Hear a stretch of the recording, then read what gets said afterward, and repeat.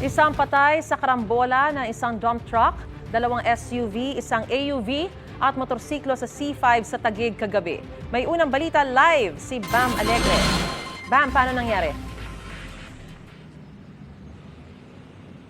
Maris, sa mga nakaranas na matinding daloy ng trapiko dito sa may C5 Taguig southbound lane mula kagabi, ito ang dahilan, karambola ng mga sasakyan. Pasado alas 8 kagabi na maaksidente ang isang 22-wheeler dump truck sa southbound lane ng C5 sa bahagi ng barangay Pinagsama, Taguig. Nagmula sa sakyan mula northbound lane at nagkat umano patungong southbound lane. Dito na inararo ng dump truck ang kasalubong na dalawang SUV at motorsiklo. Dalawa ang sugatan, sakay ng mga sasakyan ito at agad dinala sa ospital. Isang motorcycle rider, pinadala ko kagad sa Taguig Pateros District Hospital kasi meron siyang injured sa right foot niya.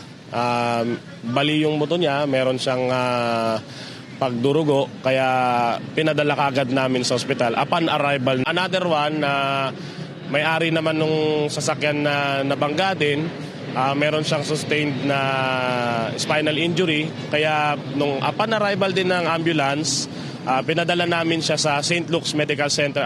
Pinakanapuruhan ng isang AUV na naka-head-on collision ng truck sa gilid at naipit sa railings ng highway at ng mga puno.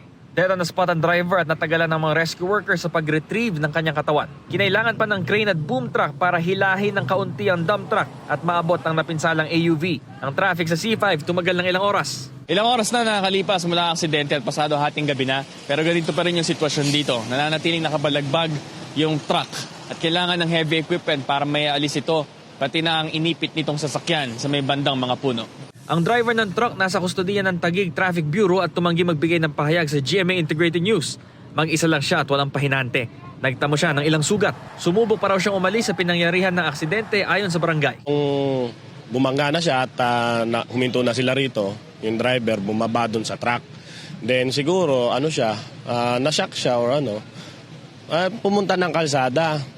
Kumbaga parang tatakas, kaya hinabol siya ng tanod namin dito tapos ng mga bystander. Magsasagawa ang mga pulis na investigasyon sa sanhi ng aksidente.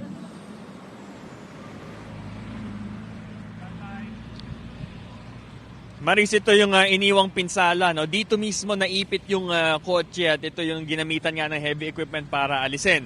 At sa mga oras na ito, yung truck mismo, ito ay patuloy yung clearing, dinadala na mula doon, ibababa rito.